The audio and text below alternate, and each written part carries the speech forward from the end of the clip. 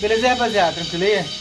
Eu vou refazer um vídeo aqui que direto o pessoal pergunta pra mim sobre a carenagem da moto que fica batendo. A CB300 principalmente, que quebra aquele pininho branco que fica aqui, né?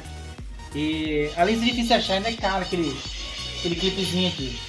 Mas o que tava me incomodando, cara? Um barulho feio tava aqui. Pô, achei o barulho, cara. Pô, uma pita, cara, presa ali, tava um barulhão do caramba. Brincadeira, tá? É o seguinte.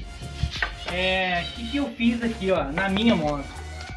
Eu fiz um furo aqui, onde vai a bolinha ali, ó. E eu passo um enforca-gato, fita Hermit, né, a famosa enforca-gato.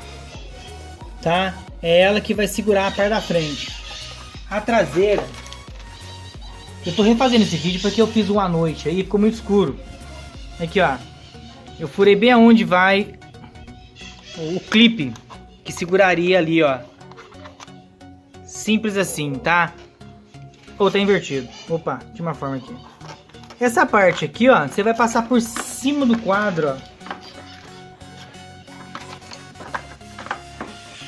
Você vai passar por cima do quadro aqui, ó. Você pega ela aqui embaixo.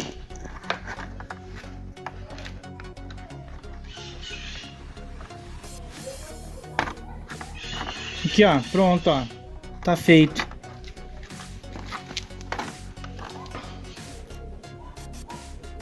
Pronto, ó. Tá? Quer ver? Ó, eu vou apertar ainda.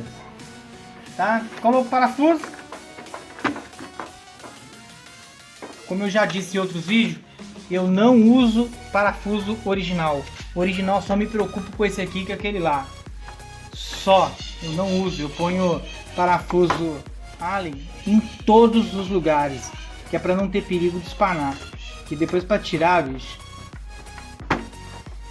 Ó, prendeu aqui. Esse é o original daqui, ó. Prendeu. A CB300, como outras motos, principalmente nessa região aqui, ó, fica batendo pra caramba por causa desse pino. Aqui, ó. Acabou. Não bate mais. Tá travadinho, ó. Acabou. Sem problema nenhum. Aqui, mesma coisa. Eu deixei solto. Olha lá, ó, tá aqui na minha mão, ó. Travou, ó. Acabou. Aí, já era. Bate mais nada. Se quiser pôr um aqui embaixo, pode pôr também. Eu não coloco, não precisa. Aqui já segura tudo, ó. Aqui e aqui. Acabou. É isso aí. Beleza, rapaziada? Quem não é inscrito, se inscreve no canal Panelar.